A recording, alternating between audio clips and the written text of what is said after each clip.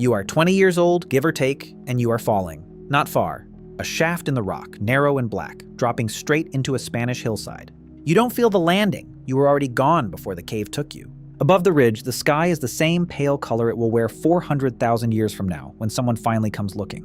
Right now there is no one. No name for you. No word yet for what was done to your skull. 2 holes. Above the left eye, side by side. That's what they'll find. Not you. You're long gone, bone by bone, into the dark at the bottom of the pit. But the 2 holes stay. They sit in your forehead like a signature, and 500,000 years later, a room full of scientists will lean over them and fall quiet because they've seen wounds like this before. In mortuaries, in police files, on the cold metal tables where the modern dead get read like documents. You've been sold a story about the deep past, and it's a comforting one. It goes like this. Once, long ago, before cities, before borders, before money, and all the machinery of us, people lived closer to the ground and closer to each other, and the killing came later. It arrived with farms, with kings, with the invention of the word mine. Violence, the story says, is something we built. A corruption, a wrong turn off some gentler road we could still find our way back to. That skull says no. That skull, with its 2 matching wounds above the eye, is the single oldest object on this planet that a trained forensic scientist will look at and call out loud in a peer-reviewed journal a murder. Not a hunting accident, not a rockfall, not the slow, anonymous cruelty of a hard life. A killing. One creature deciding, another dying for it. And it happened so far back that the word human, the way you mean it, doesn't quite fit the killer or the killed. So detectives came, real ones, or near enough. Forensic anthropologists, the people who usually get handed a body and a bad week, brought the exact tools they'd use on a fresh corpse in a modern morgue. Fracture analysis, wound trajectory, the difference between damage done to living bone and damage done to a skull that was already dead. They opened a cold case, the coldest one there is. No suspect, no weapon in the evidence bag, no witness who outlived the Pleistocene. Only a victim, a scene, and a pattern of injury that refuses to look like an accident. And the closer they looked, the stranger the scene became. Because the place this body was found is not a place a body reaches by chance. You don't stumble into it. You don't wander in. To arrive where this young adult came to rest, something had to go down a vertical drop deep into the earth in total darkness, at the far back of a cave system in the hills of the north. Bodies don't do that on their own. Bodies get put there, which cracks the whole thing open with a second question, and it's the one this investigation will circle from here on.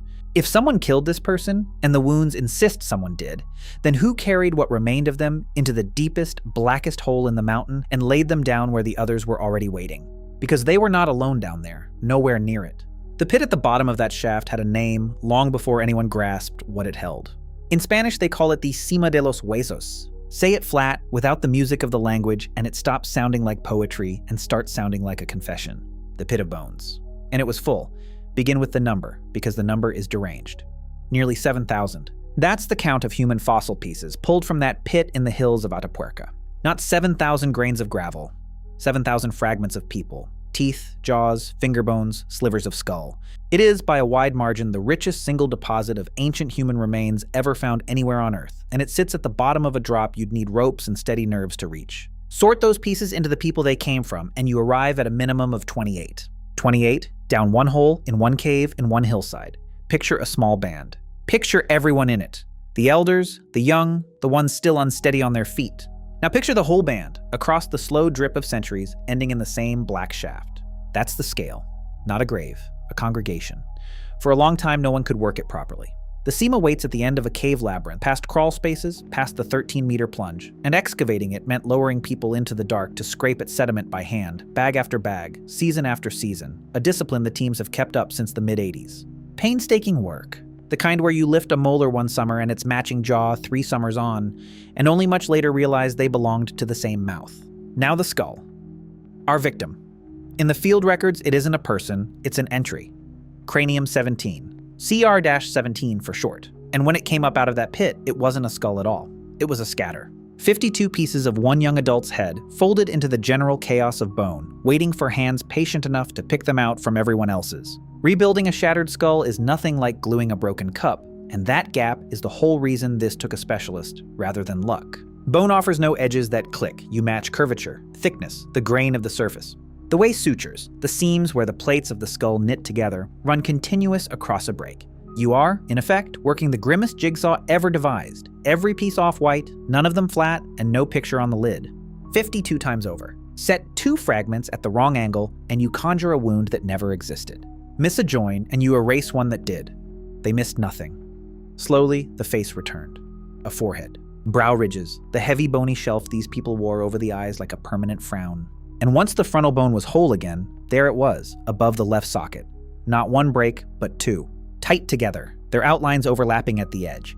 Two clean punctures in the skull of a young adult who, by every other measure, had been well enough to reach adulthood in a world that killed most of its children long before. This is where a good investigator slows down instead of rushing the verdict. Two holes in a skull prove nothing on their own. The Pleistocene was a demolition derby for the human body. A rock could fall from a ledge. A roof could collapse. You could go down onto stone at exactly the wrong angle. Animals gnaw, sediment presses, and 40,000 centuries of accumulated weight will happily crack a skull long after its owner has stopped needing it. Any of those could, in principle, drive a hole through a forehead. Bone gives no testimony by itself. Someone has to make it speak. So the researchers, the team led by Nohemi Sala in the journal PLOS One in 2015, did the thing that separates a case from a story. They refused to assume. They laid every dull, innocent explanation on the table first. A fall. A rockfall in the chamber. Damage inflicted after death in the long dark, when the skull was only an object under the slow crush of everything stacked above it. Each of those leaves its own fingerprint. Living bone breaks one way, dead bone another.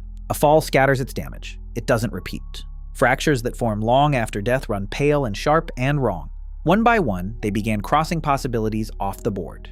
And with every innocent option struck through, the space left for anything but a hand, a weapon, and a decision grew narrower. 2 wounds, 1 forehead, and the question sharpening toward a point, was this the world's oldest terrible accident or the world's oldest crime? The bone was about to answer, and the answer was one no fall could give. Return to the 2 holes and look closer than any naked eye could manage. That's what the team did. They mapped the contour of each break and reconstructed the path each impact drove through the bone, the angle of entry, the direction the force ran. In a modern morgue, this is routine work. On a skull older than our species, it had never once been attempted. Trauma trajectory analysis, run on a face that stopped being a face 400,000 years ago. 2 wounds, and the first result is the one that splits the case wide. The same object made both. Identical shape, identical signature pressed into the bone, twice. Not 2 mishaps on 2 separate days. One thing, used 2 times on 1 head. Hold that against the innocent version.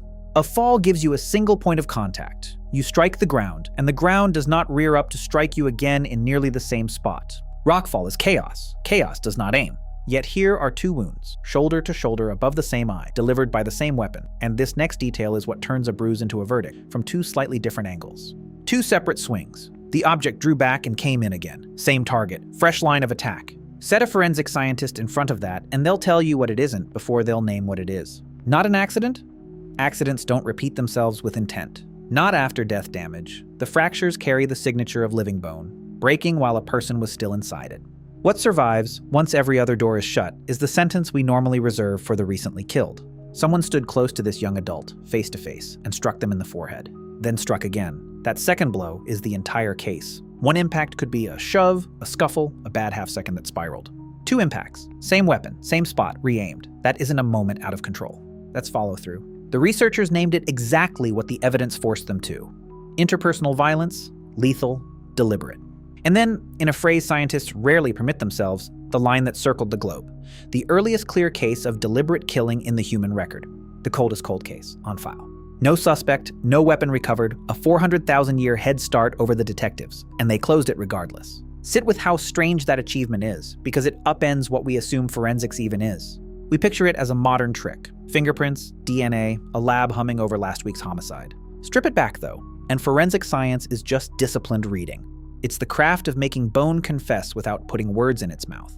And those same tools, the split between perimortem and postmortem fracture, the geometry of an impact, the refusal to guess, turn out to bite just as cleanly on deep time as on a Tuesday night stabbing. The team ran a Pleistocene death through a modern homicide workflow and came out with a clean result. The victim could not have been colder. The method didn't blink. But no good detective shuts the file just because the crime finally has a name. Naming it only exposes the larger problem, and this one dwarfs the wounds. Remember where the body lay. Not on open ground, where a killing might plausibly leave someone. Not at the mouth of the cave, at the bottom of the pit. Past the crawl spaces, down the 13-meter shaft, in the deepest black of the mountain. The one place a corpse cannot walk, roll, or wash its way into by accident. And the team checked this too. The wounds show no trace of healing. So this person didn't take the blows, survive, wander off, and die later somewhere convenient. They were dead first. dead, and then somehow at the foot of the least reachable hole in the hillside. A body doesn't fall up a cliff, and it doesn't crawl down a shaft after the life has left it. The killing explains the wounds. It explains nothing about the location. Something moved what remained of this person into the dark and set them among the others. The 28, the 7,000 fragments, the entire silent crowd at the bottom of the pit of bones. Which means the murder was only half the scene. One hand ended a life, and afterward, another carried the body down. Who does that and why is where this stops being a crime story and becomes something we don't yet have a clean word for. So who hauls a corpse down a cliff in the dark? No one if the corpse arrived by accident. And that's the quiet detonation sitting under this entire site. The shaft is the only way in. No river ran through to sweep bodies down. No sign that predators dragged their kills into this one vertical drop and nowhere else in the whole system. Rule out water, rule out animals, rule out chance, and you're left with the possibility nobody expects from a killer's world. The dead were brought here. On purpose, by their own kind. Read that back against the wounds. The same population that produced at least one killer also produced whoever carried the bodies, the killed among them, deep into the mountain and left them together. Not scattered where they dropped. Not abandoned in the open for scavengers to finish inside a week. Gathered, placed, 28 people across generations converging on one deliberate spot. The researchers phrase it with care because care is the job, but even the careful phrasing lands like a blow. The Sima may hold the earliest evidence anywhere of funerary behavior, of a kind of creature doing something with its dead beyond turning away. Honesty here, because this is exactly the sort of claim people love to inflate. No one found flowers in the pit. There's no ceremony to point to, no grave goods, no way to read intention off a mind 400,000 years cold. Funerary behavior at this depth of time means something narrower and stranger, repeatedly and deliberately placing your dead in one particular place. That is the whole of it. And even that bare version shatters the story we opened with, because it means the same species capable of the first killing was also capable of the first something like a burial. Both. At the same address. Now the detail that should lift the hair on your arms. These people were not us, not Homo sapiens. Our own species barely existed yet, if at all, somewhere off on an African horizon. The Sima hominins sit on the Neanderthal side of the family, an older population, roughly 400,000 years old, deep on the branch that runs toward the Neanderthals and away from you. Their skulls, their faces, above all their teeth, already carry the marks that later Neanderthals would inherit. Say it without softening, the killer was not human in the way you mean the word. Neither was the one who mourned, and they may have been the same kind of creature. They may have shared a fire. The hand that swung the weapon and the hands that carried the body down could have known each other by whatever these people used in place of names. So everything we flatter ourselves is uniquely, tragically human. The capacity to kill our own kind, and the capacity to care what becomes of them after, was already present. Fully built. Running side by side in a species that isn't ours, on a Spanish hillside, before we ever arrived to claim either one as our invention. We didn't invent the killing. We didn't invent the grief. We inherited a kit that already held both tools, and that reframes the pit entirely. We called it a crime scene. It is also, by a fair reading, the oldest cemetery on the planet. The same hole in the ground, which reveals what no single wound ever could, that from the very beginning in this lineage, tenderness and violence were never opposites filed in separate rooms. They lived in one population, perhaps in one individual, and they ended in the same dark. This is the thread worth pulling into your own life, and it's a genuine question, not a rhetorical flourish. We like to sort ourselves into the flattering story, that we are fundamentally gentle, and that cruelty is a malfunction, a glitch, a thing that happens only when the system fails. The Pit of Bones has sat there for 400,000 years, and it declines to agree. It says both were standard equipment from the start in a creature that predates every civilization you might have blamed. If this cave has been quietly rewiring how you picture the deep past, that rewiring is the entire reason this channel exists. A good moment to subscribe, because the story only grows stranger from here. Because now the real question is loose, and it has stopped being about them. It's about the thing you carry. Is killing our own kind a flaw we invented somewhere along the road? A wrong turn we could, in principle, still reverse? Or is it something far older than us, older than our species, riding in the same ancient kit as the impulse to lay our dead somewhere that matters? The pit holds both answers. The difficulty is that it holds them at the same time. One skull is a story, a pattern is a verdict. And CR17 is not alone in the record. It's only the oldest one we can read clearly. Walk forward through the fossils and the wounds keep surfacing. Stone points buried in bone that the bone tried to grow back over.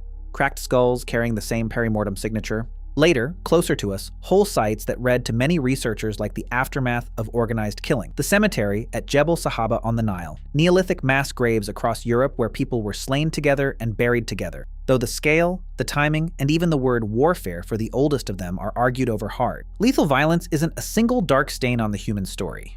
It's a thread strung along its whole length. Here, though, the honest scientist raises a hand, and so should you. The first murder is a headline, not a fact. What CR-17 actually is, the oldest case clear enough to survive forensic scrutiny. That is a far narrower claim. It does not mean no one killed anyone before 400,000 years ago. It means we haven't yet found the bone that would prove it. An absence of evidence is not evidence of absence. Almost certainly, older killings happened and simply left nothing a scanner could recover. CR-17 is where the trail becomes legible, not where the violence begins. And the deeper question, the one everyone actually came for, is genuinely unsettled. Are we innately violent killers by design? Or is the violence situational, switched on by scarcity and fear and circumstance rather than written into us at the root? This is a live scientific argument, not a closed one. One camp reads the deep record and sees continuity, an old inherited capacity. Another reads the same record and sees context, that most of these people, most of the time, were not killing each other, and that the killings cluster around pressure and collapse. Both camps are looking at real evidence. Anyone who tells you it's settled is selling you something. The truth lives in the tension, and the tension is itself the finding. So let me set the whole thing down plainly, the way the evidence has earned. Murder is not a modern corruption of some peaceful natural state. It is at least 400,000 years old, and we have the body, a young adult from a Spanish cave, struck twice in the same spot by the same weapon from two different angles. Not a fall, not an accident, intent, forensically, the oldest killing we can name. Lethal violence against our own kind runs deep, past our species, back into the pre-human dark. And yet the very pit that proves the killing proves something else in the same breath. That the killer's own kind cared enough to carry the dead down into the mountain and lay them where it meant something. We were violent and we were tender from the very start. And the oldest crime scene on Earth is also the oldest grave. It holds both, and it always did. Which leaves the part, science cannot close for you. You inherited that kit. The hand that could swing the weapon and the hands that could carry the body down came from the same ancient family that, distantly across a chain of ancestors too long to picture, leads to the room you're sitting in. Not because you're a Neanderthal, you aren't, but because these two capacities surfaced before any of us drew breath, and they never left. The pit didn't invent them. It only recorded the first moment we can prove both were switched on at once. So the question doesn't get an answer tonight, and it shouldn't. 400,000 years ago, in the dark at the foot of a shaft, something killed one of its own. And then something gathered what remained and carried it somewhere it believed the dead belonged. We've spent this whole time trying to name the killer. Maybe the stranger mystery is the other one. Not who did the murder, who did the burying, and why one creature was built to do both before it was ever us. The pit is still there, still being dug, one careful season after another. And it's still holding both answers, quietly, side by side, waiting to see which one we decide is truly ours.